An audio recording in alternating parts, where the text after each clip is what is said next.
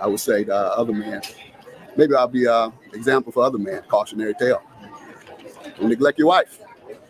See how many at the airport now, flying out, as I have for 40 or for 25 years. Hey guys, welcome to Little Black Book, another one. We're talking to you guys about the job Mathis situation. Yes, you've probably been wondering, 39 years, and now she wants to file for divorce. What the heck is happening? Well, I want to be very, very clear with you. I believe we have an answer here out of his own mouth.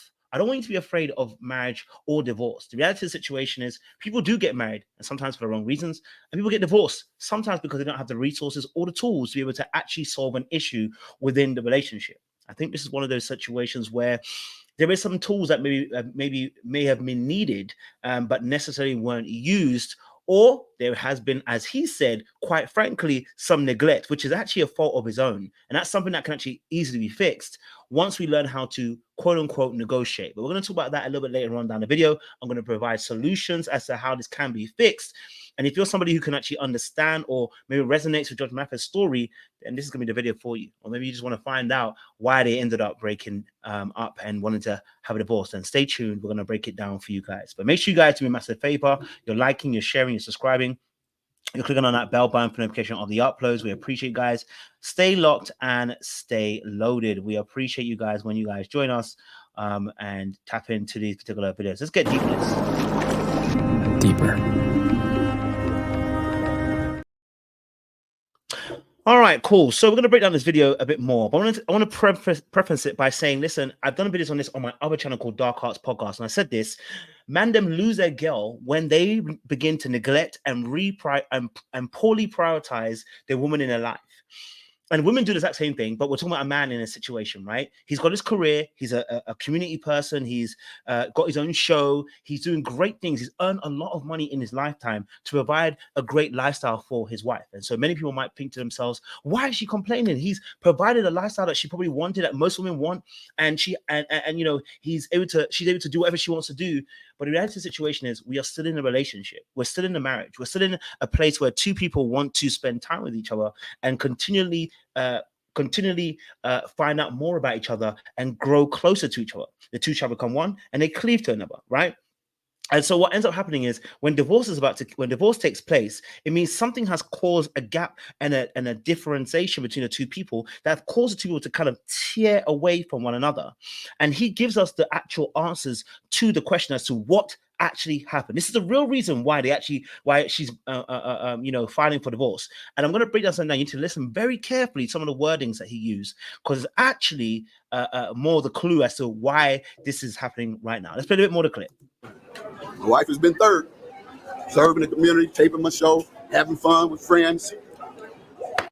Now, let's pause it right here. We've got two things that just happened. Number one, in the beginning of the video, we said, obviously, he said about he neglected his wife, which is neglect in the sense of a term the word means to not take care or give little regard or attention to. So he hasn't been spending the time that he needs to spend with his wife to actually make her feel valued or appreciated or feel wanted or feel seen or feel part of a marriage and not feel like she's isolated and alone and a single woman within a marriage, right? As we're hearing these terms mentioned quite more, right?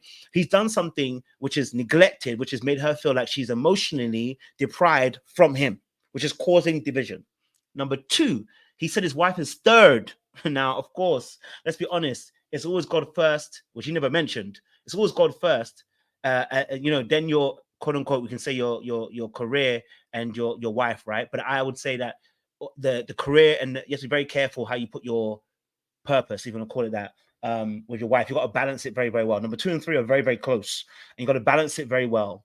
There shouldn't be a large gap between your purpose, your ministry, and your wife, because your wife is your ministry. Your family is your ministry. So in essence, the two are actually one in almost some sense of the word, right?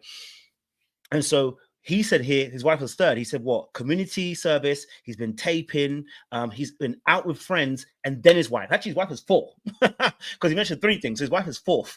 And so what he's done is put things above his wife that have caused her to feel like she's not a priority. And it's not that she isn't a priority. She's just not in the right order of priority. And that makes somebody feel like they're actually, again, not being appreciated, nor wanted, nor desired. And these are killer things in a relationship. Nobody wants to be in a relationship or a marriage where they feel like they're not being wanted, desired, cared for, and etc., etc. It makes them feel like they're in a relationship alone, and it makes them feel like, you know, not being wanted, desired. You know, it makes them feel, you know, the words that just fit itself for itself, isn't it? It makes them feel unwanted and undesired, and those are negative feelings that people don't want to sit in, and that's not what you want to feel in a marriage. You shouldn't feel undesired or unwanted. That's the reason why you're in a marriage, right?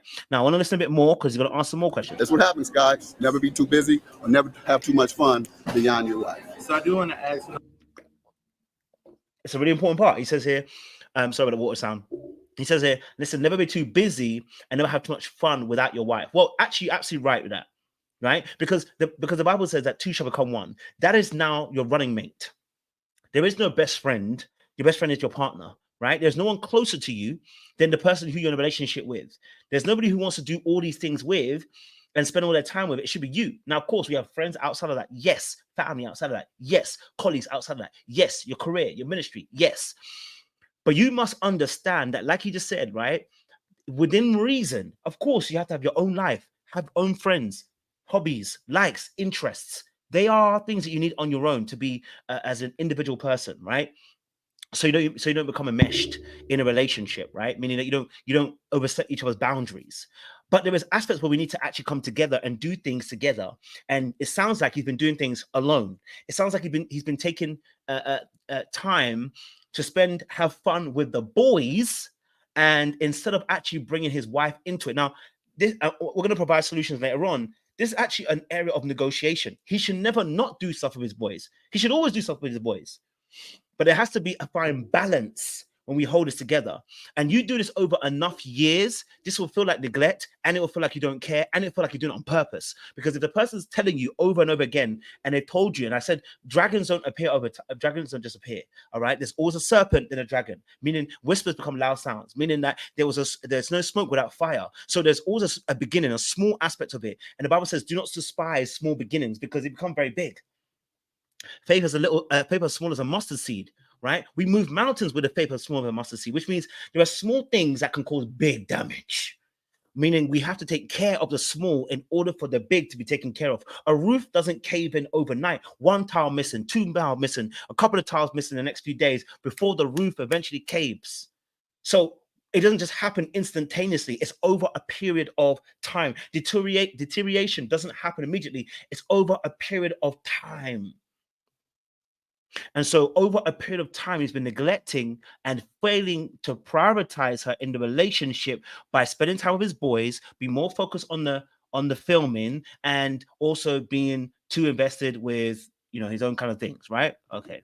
The date of separation is listed back in July 17th. Has this been coming for some time now, or was it something out the blue? Well, ever since we started taping here in LA, I committed to staying home more and making my wife more of a priority. But that's just pause right there. This is where the actual relationship actually broken down. This part here is where the relationship is broken down.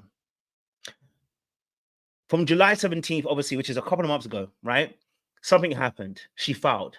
Now, she filed because she said, this is the last time we're going to do this again. I've been telling you about this, spending time with me, and you said you were going to do it, and you ain't done it. If you heard his words very clearly, he said this. We had him and his wife, Linda, have already had discussions about this, which means the loud whispers have become loud sounds. And faith cometh by hearing the word of God. Meaning that what you heard should have turned into faith and then began to promote an action. And so when we don't hear very well, because the Bible says, let those who in Mark 4, the parable of the sower talks about the hearers, right? And the Bible talks about in James, be hearers and doers of the word. Otherwise, it's like you go in to see a reflection in the mirror in a seat in a waters, looking at yourself in a reflection and forgetting it. So when you hear something, it has to be put into action. And so when you hear the cries of your partner, like Israel was crying unto the Lord responded, right? And so there has to be a response that is equatable to the cry. And so when there's an issue being pushed up, they spoke about it. Right now, okay, all right, you're doing your taping, fine, fair, but I need you to spend time with me. That was what was being asked of him. Unfortunately, he decided to spend more time in the workforce and doing his filming, furthering his own career, unfortunately, to the detriment of his relationship. There's actually nothing wrong with a career, and nothing wrong with you furthering your career, and nothing wrong with you wanting to go further with your career. But I want you to pay attention, especially the ladies who are listening to this. before you are typing in my chat and in the comment section, I want you to pay attention to this, because when I do the Mooney Long video, I want the same energy. Why am I saying this? Because I'm about to film the Mooney Long video, and she has the same issue. She said that she was focusing on her career, but obviously apparently her man was a little bit of a hater. But you know, she's focused on the career. When people start focusing on the career, there's nothing wrong with it, but does it bring detriment to your relationship? Because you see, you can only run as far as the tie around your legs will allow you to run. Meaning, you can only go as far as your career and be so focused on yourself as far as your partner is comfortable with the distance that's created when you do that. Your wife wasn't comfortable, Judge Mathis. You heard it, but you did not honor the cry. This is why we're here. So no one should take it like, oh my God, 39 years, women don't know how to, women always divorce. No, pay attention. The Bible says, dwell with women according to knowledge. Understand where they're coming from. That does not mean that they're always right. What it means is we have to both take into consideration how we deal with the relationship. It's a vehicle, and we must maintain it accordingly. See, I haven't. I'm still here on the road doing the same thing. And in terms of going out into another city, but so he's still, look at his name. He's still doing what he was. I don't think he's going to change. He's still doing the very thing that he said his wife didn't want him to do. He's still, I'm still here. I'm still going to be flying. I'm still going around. He said the last 25 years I've been doing the exact same thing. The last 25 years he's been doing the exact same thing, meaning he has not stopped. And I'm sure his wife said it to him years ago. Like, you know, when the kids are probably done or whatever, let's spend time together. This is like the Tom Brady situation, right? And of course, many men will feel like, you know, I'm being restricted. But the reality of the situation is, if your wife has given up her life and her dreams to support yours, you have to negotiate. I'm going to use that word again. I want you to, this should be in our vocabulary. We have to negotiate, meaning if she's not ready to be a stay-at-home mom, that's fair. But negotiate. Maybe she has dreams and ideas that she wants to also accomplish in life. If her only dream is to be a housewife, then fine. You have no problem. But if she wants to be more and wants to do more and see more, or wants to spend more time with you, you're going to have to find a way. You're going to have to find a way. You know what I mean? Yeah. I was gone for 3 weeks. That's what July 17th meant. Would you say you two are in a good place right now, or able to maintain a friendship? Or oh yeah, we're still in the same house and we're maintaining a friendship. And I'm trying to get my wife back. I have to show her that.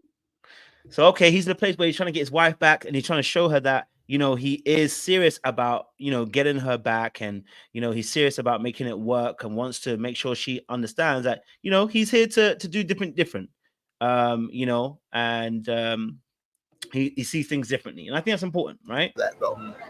Hopefully I can show her while we're there together before, and hopefully she doesn't complete the process, but I'm changing in hopes that she will. So there's also important thing. He said he's changing. I hope he is, right? I hope he knows how to prioritize his wife. And the conversation you have to have with his wife is what does change look like? Because what's going to need to happen, and I'm kind of going ahead of myself a little bit, because this is in solutions part 2 under the video. You're going to have to talk about what you're going to actually do differently and how that's going to look. It must be detailed, what changes you're going to make and how it's going to look. Because once you make those detailed changes, what tends to happen is that people say they're going to do something, but there's no real plan for it. And then the person can't see it happening, and then it doesn't change. So there needs to be a plan, and then an active kind of, okay, this is what it's going to look like when I'm making these changes, rather than just saying we're going to make changes. Otherwise, it looks like empty words. I'm not saying he's been empty, but I want to just make it clear so that when you're doing your particular situation, your relationship, you know what to do. I'm getting my wife back. How about that? Absolutely. I just wanted to eliminate all the rumors too, that it's something about a baby or even me molesting a child. It's none of that. I've just told you what it is. There were also, you know, kind of some. So he said he wants to, you know, finish all the rumors out as about a baby or molesting a child. Notice he didn't say cheating. No, notice his wording wasn't cheating. Of course, they cut it a little bit. I don't know if they cut it because there was more conversation. Who knows? But it notice that he didn't say cheating. He said here, baby, which means you're really cheating, and there's an actual fruition, or there's a situation when it comes to a molestation. He vehemently denies it. There's a reason why I'm highlighting this. It's because what he's about to answer now tells us more about the answer. I always say this, when people want to make politician answers, listen to how they answer something when it can't be direct yes or no. They start doing around the mulberry bush. Listen to this. Rumors of any infidelity. Did you want to clear that up at all? You say it's solely neglect. Well, neglect can create suspicion, certainly. And if you're going.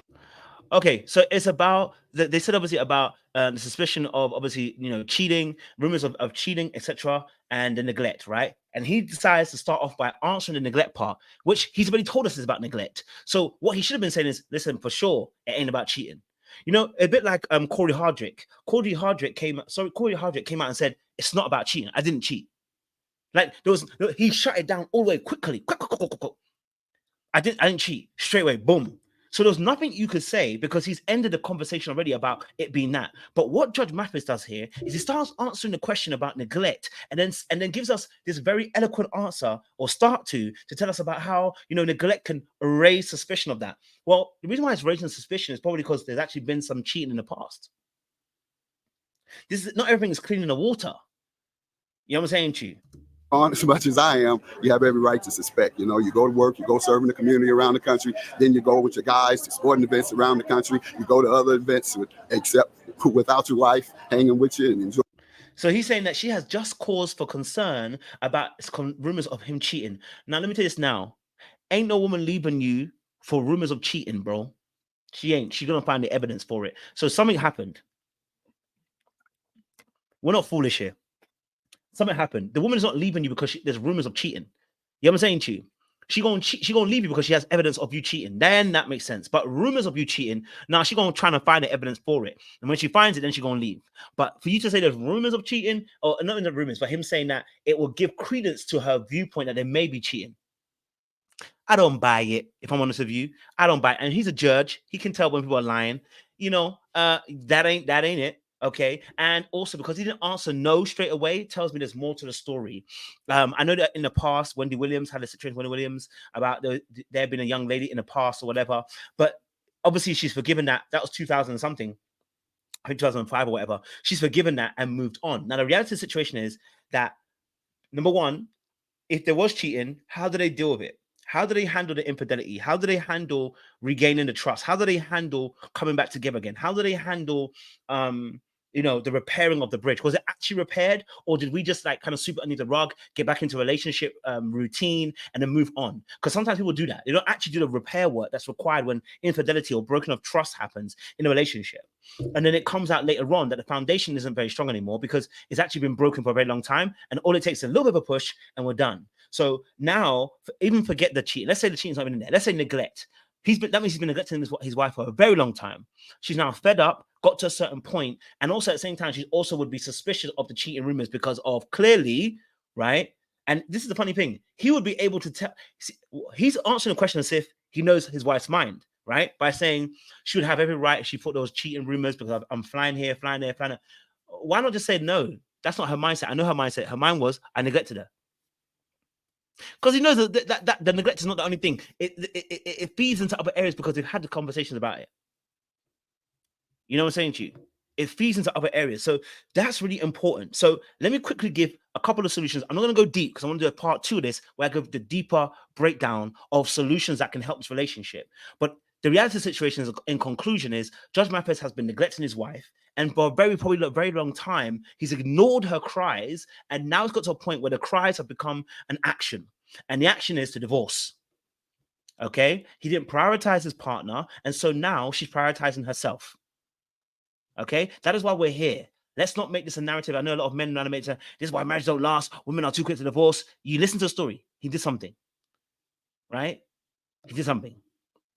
This is why I say that with men, if I'm a man, you're taking my last name, I'm responsible for the relationship and the vehicle. I'm responsible for it. If the ship goes down, I got to go down with it. I am responsible. I have both authority, but I also have responsibility. And my responsibility is to serve first and foremost. Okay? So let's get into quickly some of the solutions really quickly. I feel like can happen to save this particular thing from becoming an actual divorce. Okay? All right. Here's quick solutions. Number one, we need to first and foremost validate each of us feelings. Validate really quickly just really means you being able to say, I can understand why you feel the way you feel. I can understand why you feel X, Y, and Z.